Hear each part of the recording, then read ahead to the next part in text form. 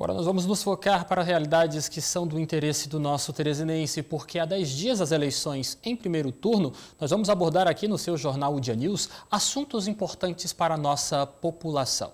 Nosso objetivo é falar de propostas e também de soluções para os problemas que acontecem aqui na capital do estado do Piauí, Teresina, para te ajudar a definir melhor o seu voto. Você precisa observar bem se as propostas que nós vamos apresentar aqui para problemas tradicionais da nossa cidade batem também com as propostas anunciadas pelos seus candidatos a vereador e a prefeito. Sobre esse assunto, eu estou recebendo aqui em nossos estúdios o engenheiro civil e também professor universitário Jean Prost. O nosso tema de hoje é sobre escoamento urbano. Professor, muito boa tarde para o senhor. Seja bem-vindo. Tudo bem? Muito obrigado. Quero começar lhe perguntando qual é esse processo que nos levou a ter essa falta de escoamento aqui na cidade de Teresina. Na verdade, o processo de urbanização de uma cidade como um todo, ele desencadeia esse maior escoamento da água pluvial, né? Então nós temos que estar sempre observando essa questão toda vez que nós estamos fazendo uma ampliação da cidade, seja a construção de novos conjuntos, etc., em áreas de absorção de água. Alguns colocam como áreas verdes, também servem, mas na verdade são áreas que retêm um pouco o fluxo da água para evitar que essa água, que logo que a chuva caia, escorra imediatamente. Isso pode causar um efeito de onda e ser deletério para toda a população. O que a gente tem observado aqui em Teresina, professor, também gostaria de lhe perguntar, e o que pode ser feito na prática para se mudar essa realidade?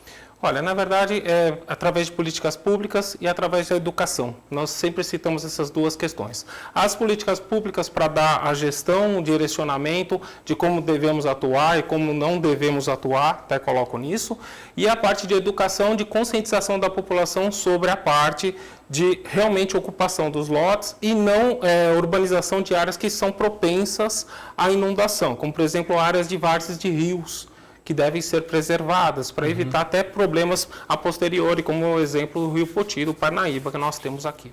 Queria também perguntar para o senhor, professor, nós temos algum tipo de legislação específica vigente, ou é claro, sendo discutida no nosso âmbito legislativo brasileiro, teresinense e, é claro, estadual, que tente também dar uma resposta a esse nosso problema tão grave aqui de Teresina? Sim, nós temos. Começando pela nossa Carta Magna Constituição, aí nós temos a Política Nacional de Saneamento Básico, que é a 11445. Especificamente em Teresina, nós temos aí o Plano Diretor e nós temos também a Política Municipal de Drenagem Urbana, vamos colocar assim, bem como a Lei 4774 e 4724, que elas nos dizem a parte de ocupação do lote e retenção da água. Agora, é importante que existe conflito entre várias partes nesse âmbito, porque muitas vezes você tem uma ocupação, por exemplo, citando a 4724, de uma área maior que 500 metros quadrados, você precisa começar a reter essa água. Aí eu enveredo para uma outra questão. Nós, quando falamos na parte de gestão, nós temos que pensar um pouco mais além do que a parte de urbanismo, do que a parte de meio ambiente. Nós temos que pensar na parte de sustentabilidade. Então, a parte de sustentabilidade, ela engloba todas essas questões, inclusive a parte de financeira. Hoje nós temos pela Lei 4774, que é aqui de Teresina, um incentivo a você fazer o reuso da água. O problema é que isso tem um custo, né? E para fazer um custo precisa ter um subsídio. Então é importante que se veja por esse lado toda essa questão de auxílio nesse aspecto para se fazer o reuso de água na própria casa do morador. Tá? Como bem colocado por essa lei, que hoje eu acredito que poucos teresinenses tenham conhecimento dela, apesar de ser de 2015. Professor, você está falando de uma realidade de que realmente vai trazer soluções para a nossa capital, Teresina, no que diz respeito ao escoamento de água pluvial a médio e longo prazo. Qualquer candidato que for bater na sua porta dizendo que vai resolver a partir de 1º de janeiro de 2021 de uma forma rápida, mágica, estaria, de certa forma, ludibriando o nosso eleitor teresinense. Eu gostaria de lhe perguntar, de fato, olhando para a nossa realidade, nós ainda temos muitas vias públicas alagadas, nós vivenciamos há poucos dias várias tempestades aqui em Teresina que mostraram realmente esse problema, o quanto ele nos atrapalha. Qual seria uma solução viável para esse problema? É claro, admitindo que é uma solução a médio e longo prazo. Não tem problema. Inclusive lá na UFP a gente trabalha com alguns softwares que fazem essas simulações. Elas demoram um pouco para ocorrer, demora de 3 a 4 meses para eu simular de forma bem conceitual essa 3 questão. 3 a 4 meses só para simular? Para simular, Nossa. né? Porque ela demanda uma exigência de qualidade que na prática tem que ser verificada, né?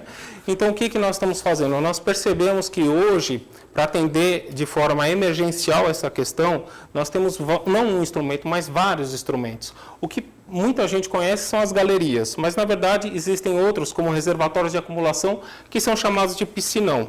Tá? Ou reservatórios de confluência, que é só para retardar a onda de cheia. Também pode ser feito em alguns corpos hídricos, em alguns rios. Então, existem várias ferramentas que podem ser trabalhadas em concomitância poder público com os moradores para reduzir essa questão. Ou seja, todo mundo fazer a sua parte, mas é importante que a parte do poder público tem que fazer a parte dele. Professor, ligado ao Departamento de Engenharia da Universidade Federal do Estado do Piauí, é importante falar que vocês têm sempre esse contato com a população, não é isso, professor? Exatamente. Quem tiver interesse em aprofundar mais sobre esse assunto, e até os candidatos, até os futuros eleitos vereadores e prefeitos de Teresina, acredito eu, que podem contar com a universidade, buscar parcerias para dar soluções a esses problemas, não é isso? Sem dúvida. Hoje, na UFP, a gente trabalha no meu departamento, que é o de Recursos Hídricos, Saneamento e Geotecnia. Nós trabalhamos em concomitância não só com a população, mas Ministério Público, órgãos de água, saneamento, etc., sempre tentando trazer melhorias nos processos e também uma adequação a alguma dúvida, algum problema que venha a acontecer. O nosso objetivo da universidade também é esse, né? Também é auxiliar a população nessas atividades de extensão. Ok, professor Jean Prost, muito obrigado pela sua participação. Boa tarde para o senhor. Até uma próxima oportunidade, tá bom? Eu que agradeço. Boa tarde.